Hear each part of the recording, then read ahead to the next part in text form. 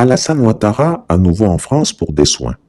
Il détruit la Côte d'Ivoire et nous tue en silence dans l'indifférence générale.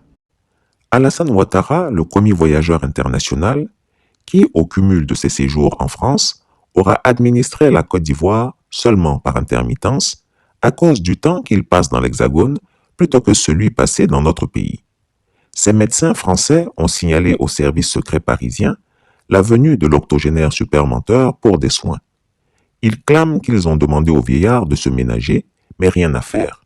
Le sujet veut passer pour invulnérable, alors qu'à vue d'œil, tout le monde voit qu'il va mal.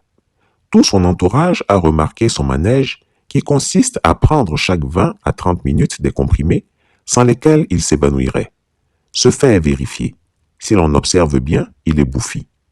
Ces mêmes médecins ont aussi signalé la présence à Paris, il y a quelques jours, de son jeune frère, Ténébiraïma Ouattara dit la Fiole, lui aussi pour des soins. Décidément, les ennuis de santé rattrapent les deux grands criminels politiques de la Côte d'Ivoire. Comme quoi, le karma existe. Après avoir tué les Ivoiriens, dont certains par empoisonnement, il fallait s'attendre au retour de la manivelle. Dieu saura régler à chacun son compte. Pendant ce temps, le 24 juin 2022, au moins 18 migrants d'origine africaine, dont des Ivoiriens, sont morts lors d'une tentative d'entrée vendredi matin de près de 2000 d'entre eux dans l'enclave espagnole de Melilla, au nord du Maroc, selon un bilan actualisé des autorités marocaines. Un énième drame de la migration aux portes de l'Union européenne. Contactée par l'agence France Presse, la garde civile espagnole, qui surveille l'autre côté de la clôture, a assuré ne pas avoir d'informations sur ce drame, renvoyant vers le Maroc. J'ai mal. Environ 2000 migrants ont tenté ce vendredi de prendre d'assaut la frontière séparant l'enclave espagnole de Melilla du Maroc.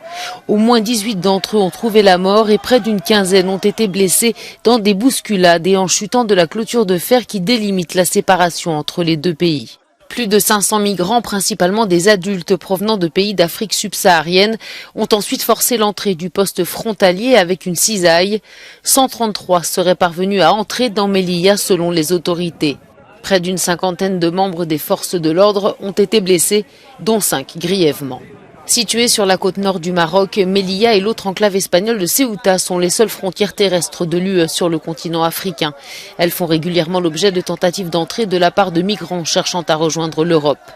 Celle massive de vendredi est la première depuis la normalisation mi-mars des relations entre Madrid et Rabat, après une brouille diplomatique de près d'1 an.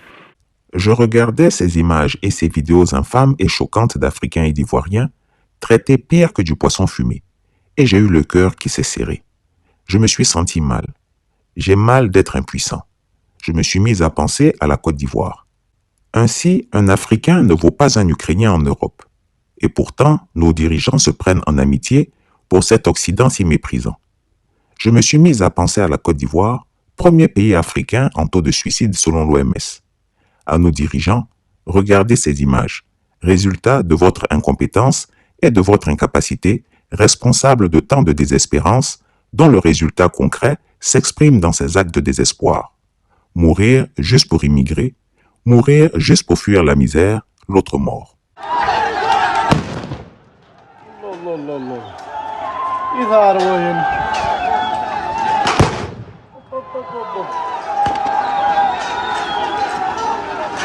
يا عمود شو هذا قاعد نسي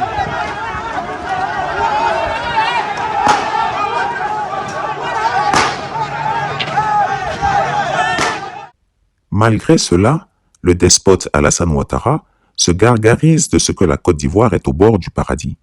Quel bonimenteur, quel méchant. Alassane Ouattara, franchement chapeau. Il fait pour lui haut.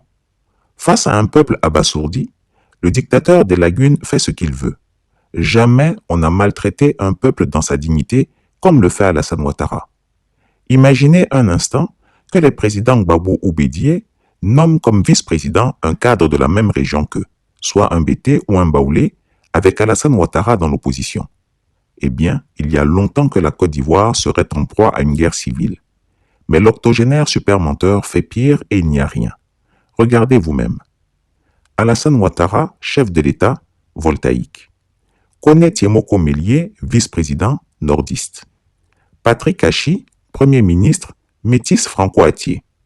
Adama Bictogo, président de l'Assemblée nationale, voltaïque. Ô peuple ivoirien, que deviens-tu? Esclave sur ton propre sol?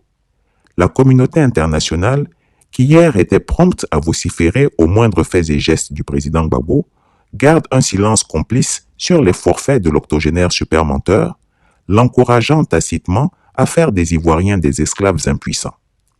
Ivoirien, réveille-toi avant qu'il ne soit trop tard. Personne ne viendra te sauver. Tes frères africains font face aux dictateurs internes qu'Alassane Ouattara a encadrés, comme c'est le cas au Sénégal. En effet, le scénario ivoirien se met en place à Dakar avec les mêmes acteurs, Alassane Ouattara, Emmanuel Macron et Macky Sall, hélas. La démocratie sénégalaise est piétinée. La liberté de manifester est entravée, la justice instrumentalisée, des députés de l'opposition sont emprisonnés. Quelle humiliation pour les peuples africains meurtris. Allons-nous nous résigner et périr en silence? Les opposants ivoiriens ont vieilli et sont à la peine. Quant au tyran Alassane Ouattara, il jubile et moque notre douleur. Mais la libération du peuple de Côte d'Ivoire adviendra de façon inattendue. Et Dieu rétablira Laurent Gbagbo dans son fauteuil présidentiel. En tout cas, c'est mon vœu. Chris Yapi ne ment pas. Retrouvez Chris Yapi sur son nouveau compte Twitter, ses 2 chaînes YouTube, sa chaîne Dailymotion, Instagram et Mediapart.